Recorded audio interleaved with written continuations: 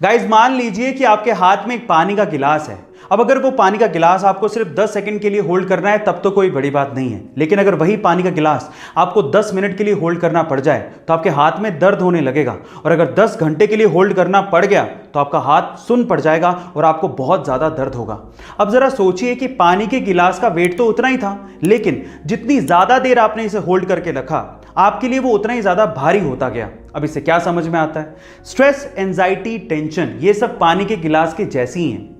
थोड़ी देर के लिए दिमाग में रहे तब तक तो ठीक है, लेकिन अगर ज़्यादा देर के लिए स्ट्रेस, टेंशन, एंजाइटी आपके दिमाग में रहती है तो आप डिप्रेशन के शिकार हो सकते हैं। इसीलिए गाइस, रिलीज करो टेंशन को और खुश रहो।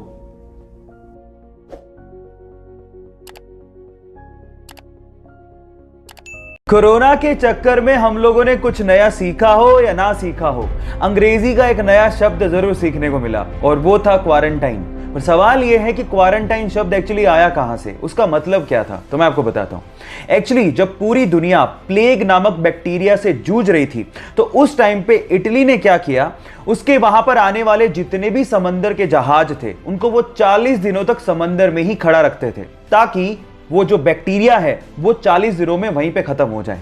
और वहां की लोकल लैंग्वेज में 40 को क्वारंटा बोला जाता था, वहीं से ही क्वारंटाइन शब्द को निकाला गया। क्या आपको इसके पहले तक ये बात पता थी? और नहीं पता थी तो चैट सेक्शन में लिखना मत भूलिएगा। मान लो कि आप समंदर के बीचों बीच फंसे हो और प्यास की वजह से आपको समंदर का पानी पीना पड़ जाए, तो आप सबसे पहले प्यास की वजह से ही मरोगे, क्योंकि समंदर का पानी आपको बहुत जल्दी डिहाइड्रेट भी कर देता है। कितनी अजीब बात है कि चारों तरफ पानी है फिर भी आपकी प्यास बुझ ही नहीं सकती। पर अगर आपको जमी हुई सी वाटर की आइस मिल जाए तो उसको खाने से शायद आपकी प्यास बुझ सकती है।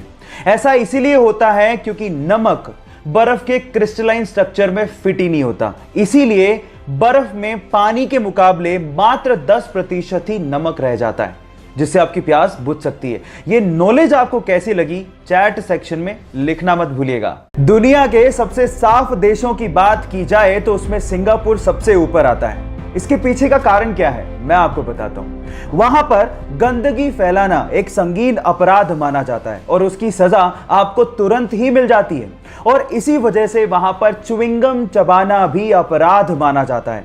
और अगर गलती से भी आप च्युइंगम चबाते वहां पर पकड़े गए तो आपको $2000 यानी कि लगभग 1.5 लाख रुपए का जुर्माना भरना पड़ेगा, या फिर आपको 1 महीने जेल में बिताना पड़ेगा। अब आप समझ ही गए होंगे कि वो इतना साफ सफाई वाला देश क्यों है। सो गाइस, ये फैक्ट आपको जान के कैसा लगा चैट सेक्शन में लिखना मत भूलिएगा।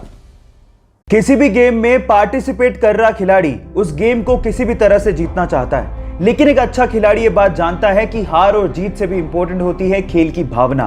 कुछ ऐसा ही हुआ एक टेनिस के मैच में, जब टेनिस खेल रहे खिलाड़ी को अचानक से इंजरी आ गई तो उसके ओपोनेंट यानी कि उसके खिलाफ खेल रहा खिलाड़ी भागता हुआ बिना हिचकिचाहट के उसके पास आता है और उसकी मदद करने लगता है। ये देखकर सारे दर्शक उस खिलाड़ी के लिए तालियां बजाना शुरू कर देते हैं। देखिए इस वीडियो में।